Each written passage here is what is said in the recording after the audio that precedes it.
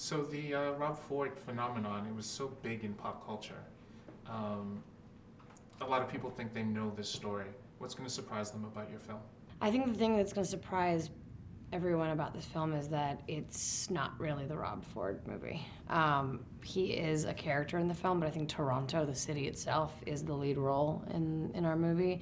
And then it's the people surrounding and protecting and or trying to expose the story of Rob Ford that are probably secondary in the storyline.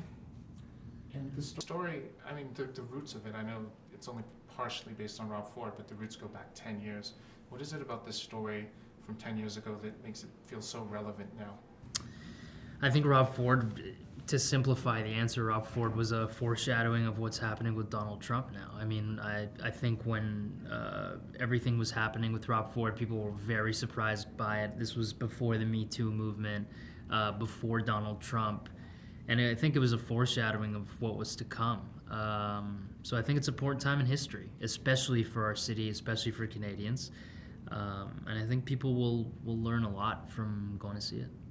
And for two people with Toronto roots, what did you learn about this story by being so close to it?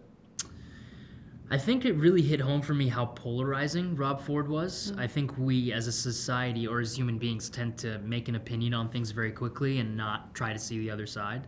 But with Rob Ford, it was very clear after doing a lot of research that he was very polarizing. People either really liked him and rooted for him, or people thought he was crazy and outlandish. So I think with anything in life, it's important to try to see both sides. And what do you want people to take away from this film?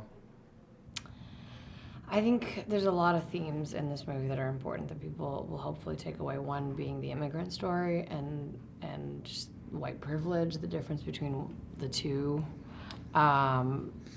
keeping the conversation going in terms of the Me Too movement and the appropriate way to conduct yourself in the workplace and what to stand for and what not to stand for and when to step forward and stand up for yourself.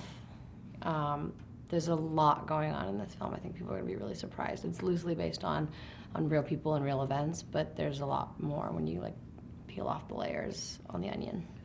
And my outlet is called That Shelf. So we're all about that thing you're really passionate about. So if I was to come over to your place, what would be that thing that you have on your shelf, on your wall, that you'd want to show off? I have a vegan cookbook coming out September 15th. You can pre-order it now. And I'm very passionate about the environment, climate change, what's going on right now. And my company in the book is called Evolving Vegan, so we just encourage people to evolve in the right direction. You don't necessarily have to go plant-based, you don't have to go vegan, but as long as you do something every day to fight climate change, then you're evolving in the right direction. I want that book. You will get a signed copy of the book. Sweet. I mean, I was going to make a joke and say that my dog would probably be the thing that I'm most proud of, that I do show to everyone when they first walk into my house. But it's probably because I love animals so much, and I've always tried to be an advocate for animals because they don't have a voice for themselves. So I like to try to support them in any way I can. And that could be from my dog to, I just went to see Kevin Richardson in South Africa. He's the lion whisperer, and he's actively trying to save the lions and the rhinos and the sharks in the ocean. I feel like all these creatures are so intertwined, and we need to fight between the environment and the animals in it. It's a 360. We need every single piece to keep the machine running smoothly. Awesome. Thanks so much. Thanks, man. Thank you. Thank you.